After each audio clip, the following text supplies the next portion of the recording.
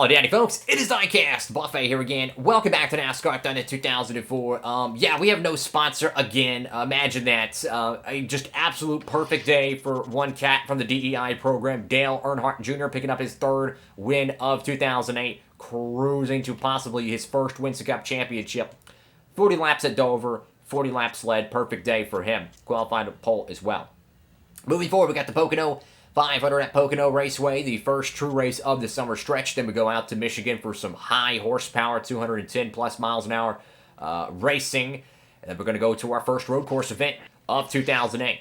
Dale Earnhardt Jr. increases his points lead on everyone. But the big fish who lost a lot, I'll tell you what, Ryan Newman, 150 points plus lost to Dale Earnhardt Jr. Doesn't lead a lap, finishes dead last at Pocono, 43rd with the engine failure, and easily. Look at this, guys. This is what I'm talking about. It's unscripted as the freaking Durlast Cup Series. Look at this, 17.9 call to 18.0 average finish for Ryan Newman, your 2007 Winston Cup champion. Think about that, 33 top 10s in 36 races, 13 starts, 7 top 10s. That's top 10s, guys. I mean, this guy just really fell off. And 15th in standings. Now, it's not over. Again, 5.0 average finish. Who's to say he doesn't go on to win 6 races in the second half? He's still got 2 road courses, 2 more plate tracks. There's a lot of racing to be had. But definitely, I think when you go through this, it is really starting to heat up between the top, I would say, top 10 here. I truly think the Ford program could step it up in the second half and steal his championship. But Michael Waltrip, attaboy to him, 7th place in points, 2 wins thus far in 2008, doing pretty good. So we already covered the schedule, but let's go into the Buffet Racing South Shop. So we've had some tough sponsorship woes here in 08. We keep losing our sponsors, guys. We keep losing them, and it's not good. It's not good because our sponsors are they're just falling off. I mean, every time we get a sponsor opportunity, they want us to finish first place. They want us to finish top 5. So, you know what? We're going to sign a sponsor for this race. It's going to be Monte Carlo. So, essentially, Chevrolet is going to step on board, and they're going to help sponsor this race car. I don't like doing the manufacturer-sponsored ones, but Chevrolet is going to sponsor the Buffet Racing South entry. They're going to help us with the funding for the team. I'm going to put Monte Carlo out back. Why not? So Chevrolet has officially stepped in to help us.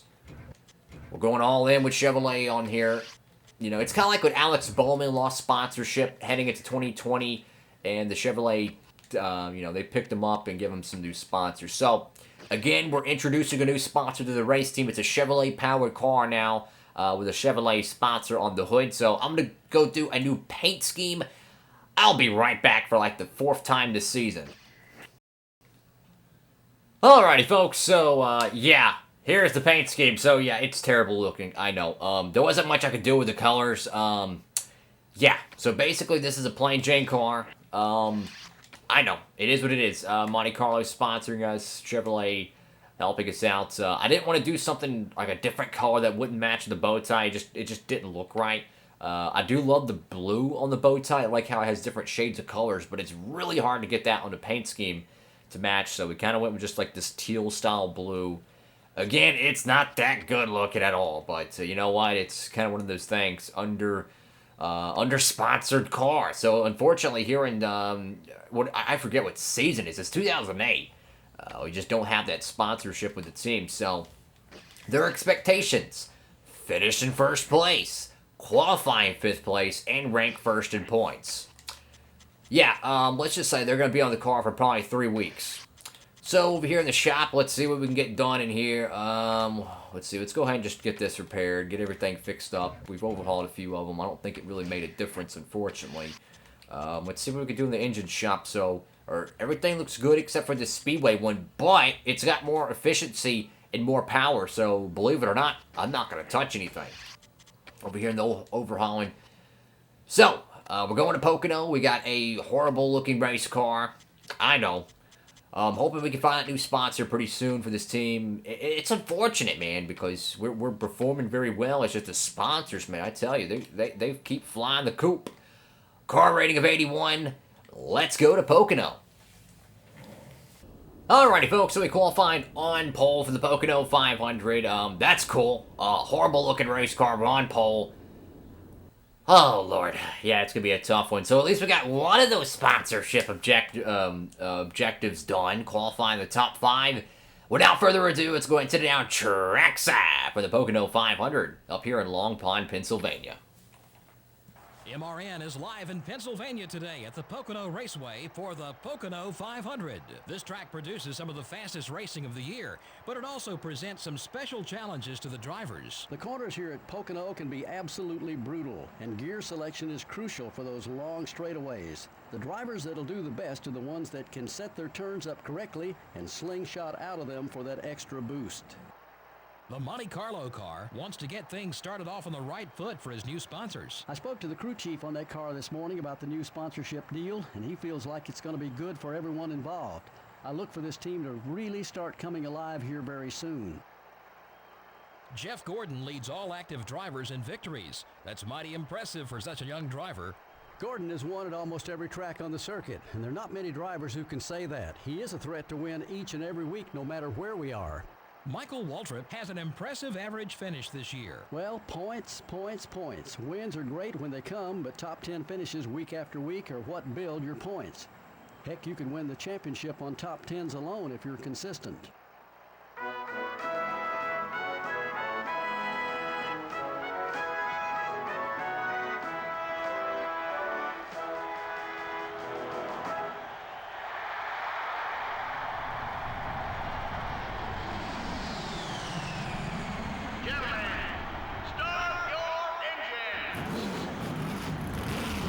Alrighty, folks, here we go. It's Dale Earnhardt Jr., who's won the last 2 races, the Coke 600 at Dover as well, so that's back-to-back wins for the 8 car.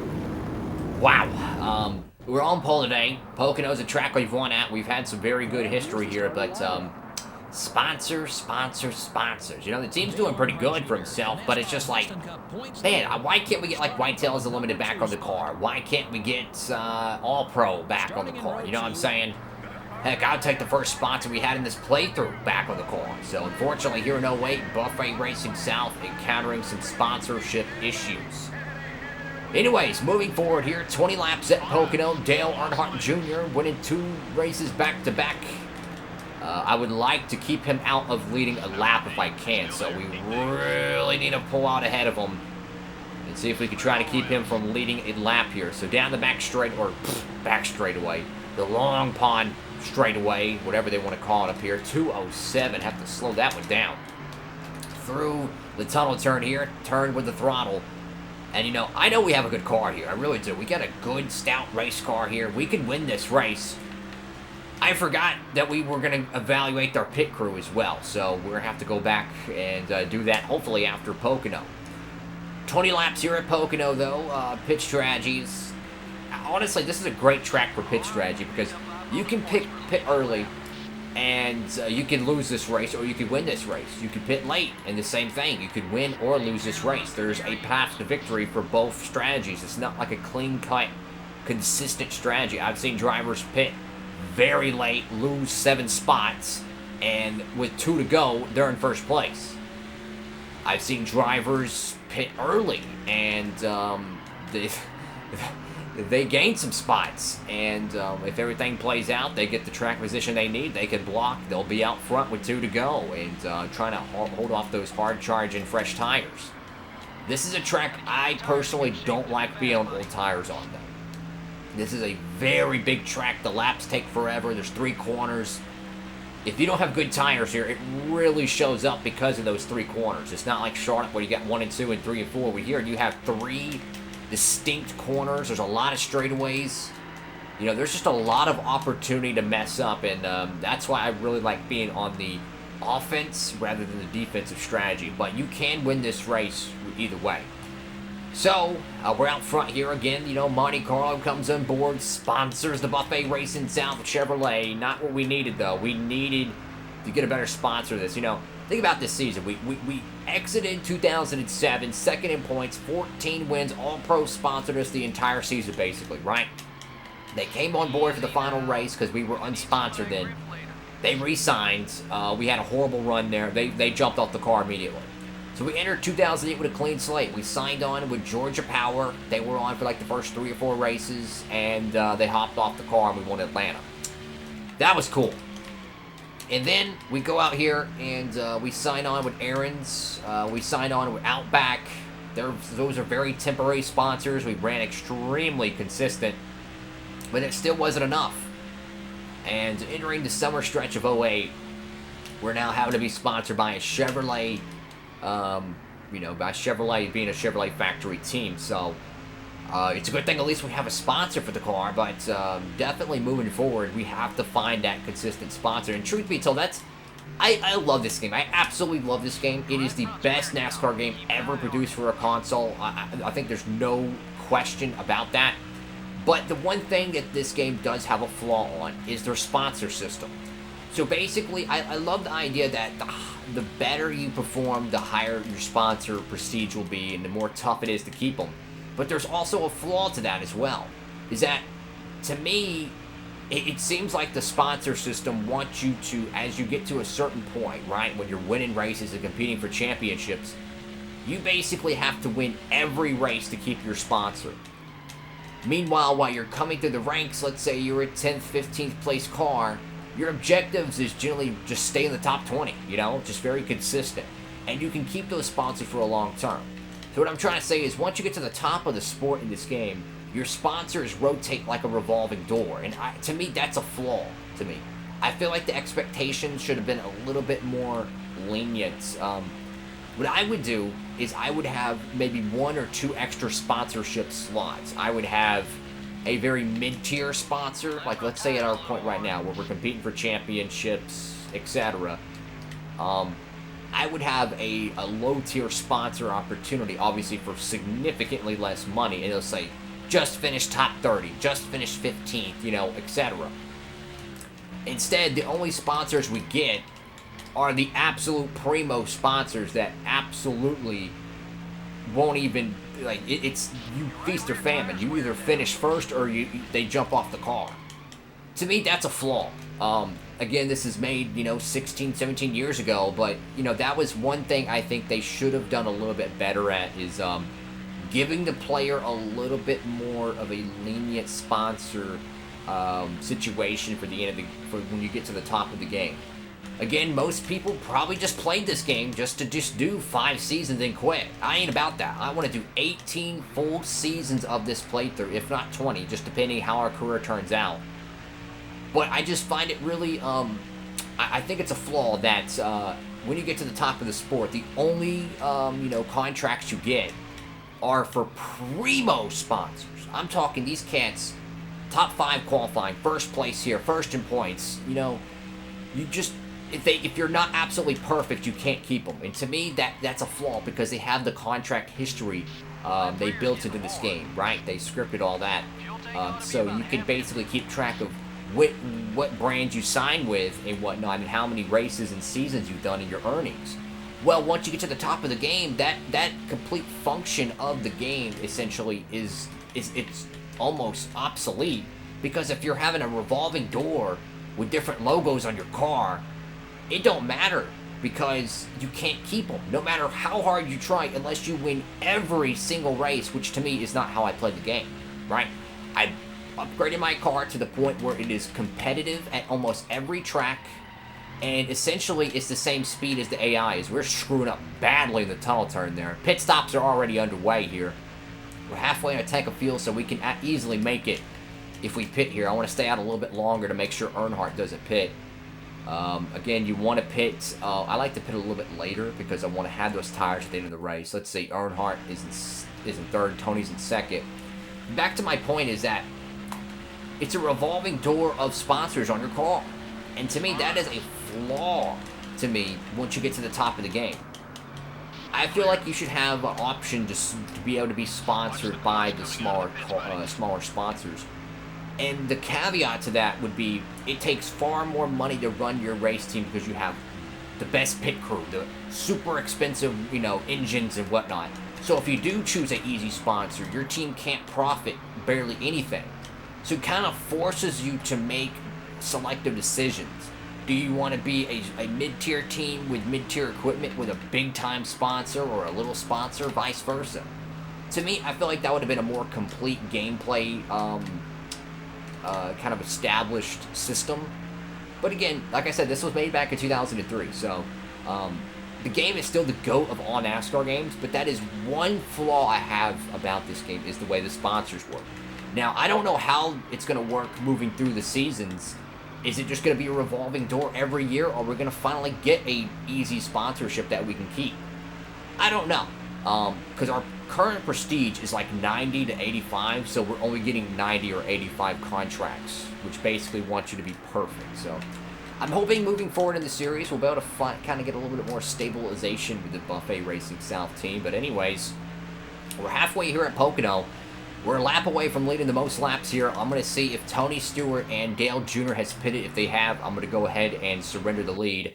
And no, they have not. So to keep Tony Stewart and Dale Earnhardt Jr. from leading a lap and giving ourselves a little bit better tires at the end of this run, we're going to lead this, lock in the most laps led. Keep it up. We'll be leading at the finish, too. So there we go. Most laps led today. Dale Jr., Tony Stewart have not led a single lap. That's no bonus points to them thus far. Again, we'll let Tony get, or Terry, excuse me. You can clearly see how the tire, or Terry Labonte, you idiot. It's Mike Bliss, you idiot. Terry's in a freaking, he's probably in his home on the lake, chilling, fishing, eating cornflakes. But, I think that we want to keep the championship leader obviously out from leading a lap, because that's 5 bonus points. We've seen how close these championship battles can be, and Dale is moved for. I'm not going to pit yet. I'm not going to pit. I was going to. I'm going to hesitate. I'm going to stay out one more time, because I know we can stay out. We have a 4-second lead over second place right now, so I'm not too worried about pitting early. And plus, you know, our car is still decently fast on old tires, and we have a pretty good track position right now. We have good track position. I'd rather keep those cats out of leading a lap here. You know, again, it's all about points, my dude. The more points we earn, the less they get. And even though our car's running mediocre as each turn goes on, we want to force Dale Jr. and them to pit before us. I can stay out another lap if I need to. But it's going to be too little too late.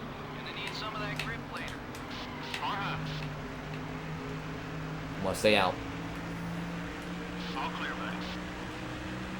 Again, I'm making sure that Dale Jr. and company do not get a lap led.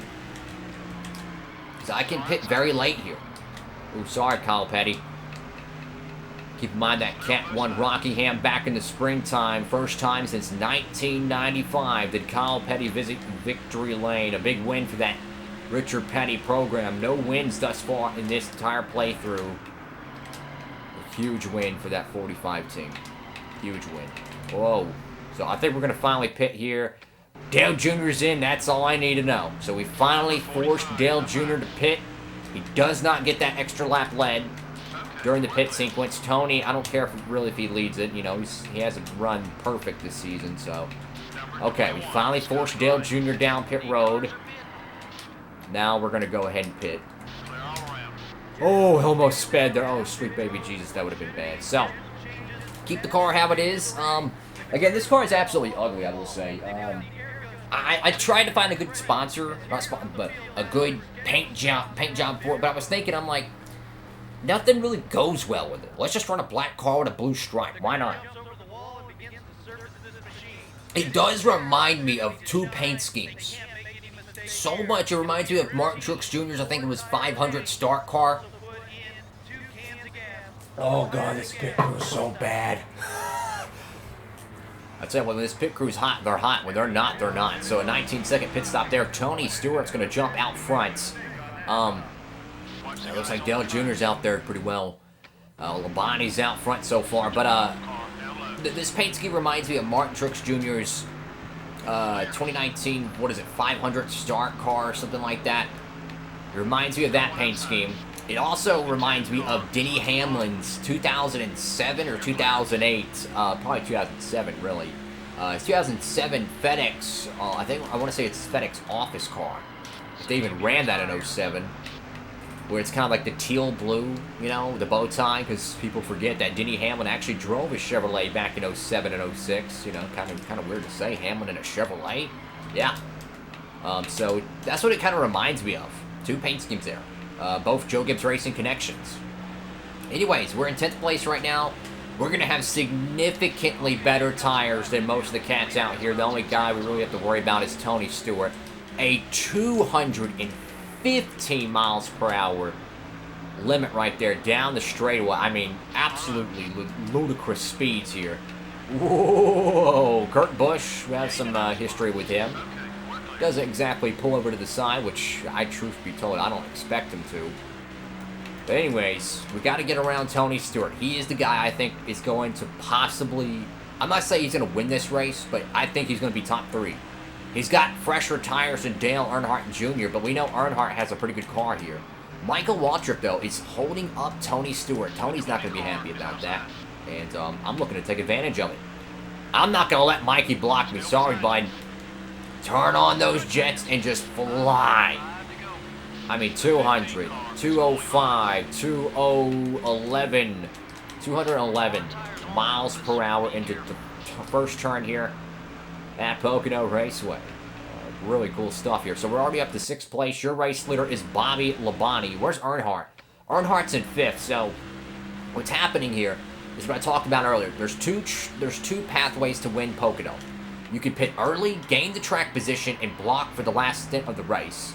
Or you could pit late, like we did, and have significantly better tires. Again, 1 lap at Pocono is probably the equivalent of 3 laps at Bristol, 2 laps at Atlanta. It's such an extremely long racetrack that there's plenty of turns and opportunities to make up track position. So Bobby Labonte's strategy here. If he catches a caution, he's going to win the race. If Dale Jr. doesn't catch a caution and he can green flag his way up there, he could take this. But think about that. A slow pit stop could cost us again from victory lane. I mean, at what point do we have to say enough's enough for this team? But we have a significantly faster race car. Again, we qualified on pole. I mean, we're just gaining on them. But, I mean, do we have enough time, though? Do we have enough time to actually go out here and win this race? I mean, this is, it's going to be splitting hairs here, but the problem for Dale Jr. is he's getting a back bumper of a Ford Taurus and a DuPont Monte Carlo. Jeff Gordon and Mark Martin are not giving him anything.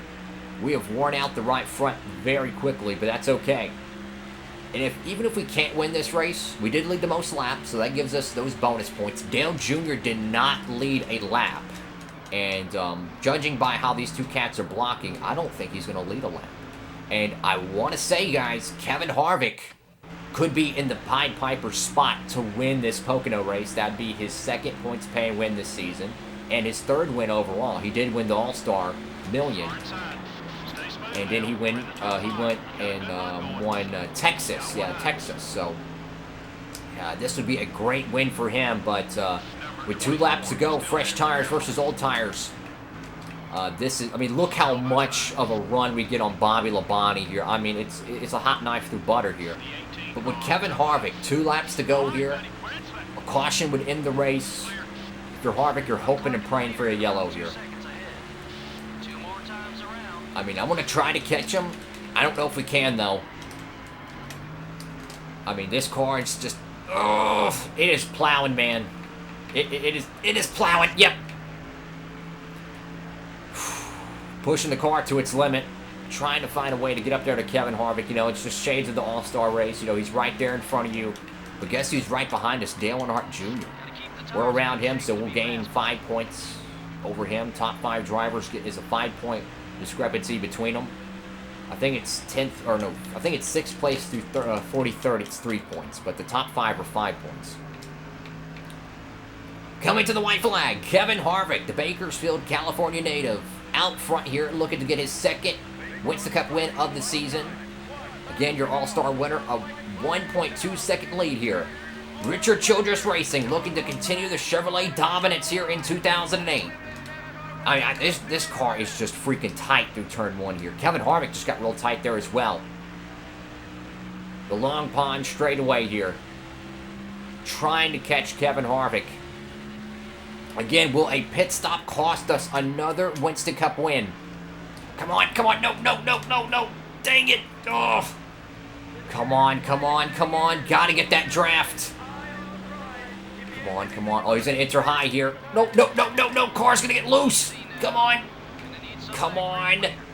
Got to draft it. Got to draft it. Come on. No, no, no, no, no, no. Get the draft. Get the draft. Get the draft. Not going to be enough. Kevin Harvick again holds us off and wins. Oh, man. Another second place finish, man. Kevin Harvick wins the Pocono 500. Wow. I mean, talk about, I mean, just second place is great and all, but I mean, man, tough go there. So Kevin Harvick gets another big Winston Cup win here. I talked about Harvick being a legitimate championship contender, you know, 5 different Chevrolet teams competing for this Winston Cup in 2008, and now Kevin Harvick is out front. We get 180 points. He gets 180 as well, so we tie for Winston Cup points. We do gain 15 points on Dale Earnhardt Jr., and again, maybe we shouldn't have pitted late, but here's my thing. If we didn't have the slow pit stop, easily we would have won this race. I mean, we're really right there behind Kevin Harvick. As long as we don't make a mistake or a caution don't wave, we practically have this race in hand. So, basically, we did everything we could. Again, we're going to have to evaluate the pit crew situation. We lost the 600 to a partial pit strategy myself. But the pit crew situation didn't help us. Oh, man, another bridesmaid finish here. We started first. We finished second. Kevin Harvick rallies from 12th place. Finds a way to get into the top 10. And again, the Ford camp. Still, no victories in 2008. It is really slim pickings for the Ford camp. I mean, if you think about it, go to the field here, guys. Yates is no longer a powerhouse. I mean, obviously, the Penske bunch runs Intrepids. It is Roush, and it is only Roush that can win these races for the Blue Oval, and they are just... Martins came close. Kurt Busch has Matt Kenseth as well. Just not enough for the Ford camp. Your bottom of the barrel today, Christian Fittipaldi, tough luck for the 43. Cheerios Dodge. No DNFs, just a poor finish there for the 43 car. Anyways, folks, thank you all so much for watching the video. Make sure to like, comment, and subscribe. Hope to see y'all in the next episode of NASCAR Thunder 2004. Of course, upload these every Monday, Wednesday, Friday, and Saturday, 3 p.m. Eastern Standard Time, right here on Diecastbuffet. Next race is going to be Michigan. Going to be some extremely fast stock car racing here in the early summer. Kevin Harvick, though, I'm telling you guys, don't count him out for a Winston Cup opportunity. Richard Childress Racing has really picked up their horsepower, and Harvick is really brewing himself into a championship contender. Hope you have a great one. Like, comment, and subscribe, and hit that notification bell if you can. Diecastbuffet, signing off.